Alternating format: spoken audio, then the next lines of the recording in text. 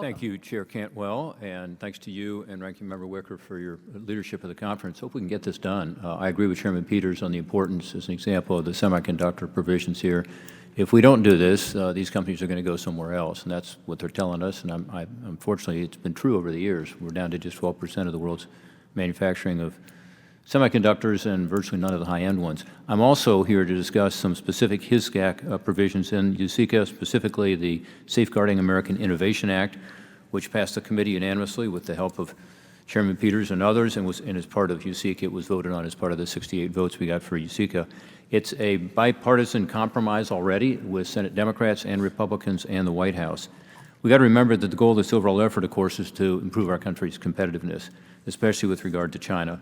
To do that, we must not only invest in research and innovation, which I support, but we've got to protect that taxpayer-funded research and intellectual property from being stolen by our competitors and used against us.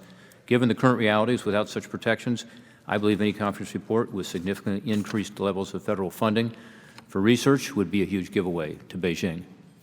Recently, FBI Director Wray said, and I quote, "The biggest threat we face as a country from a counterintelligence perspective is from the People's Republic of China, and especially the Chinese Communist Party. They are targeting our innovation, our trade secrets, our intellectual property on a scale that's unprecedented in history." Senator Carper and I introduced the Safeguarding American Innovation Act and insisted it be included in the HISGAC title of USICA after a year-long PSI investigation that found how China has used so-called talent programs to target promising taxpayer-funded research and researchers and obtain valuable U.S. intellectual property. We found American taxpayers have been unwittingly funding the rise of China's military and economy over the past 2 decades, while the federal government's done very little or nothing to stop it. The legislation goes directly to the root of the problem. It makes punishable by law to knowingly fail to disclose foreign funding on federal grant applications. It requires the executive branch to streamline and coordinate grant making between the federal agencies so there's continuity, accountability, and coordination. It allows State Department to deny visas to foreign researchers coming to the United States to exploit the openness of our research enterprise, and it requires research institutions and universities to do more, including telling State whether a foreign researcher will have access to export-controlled technologies.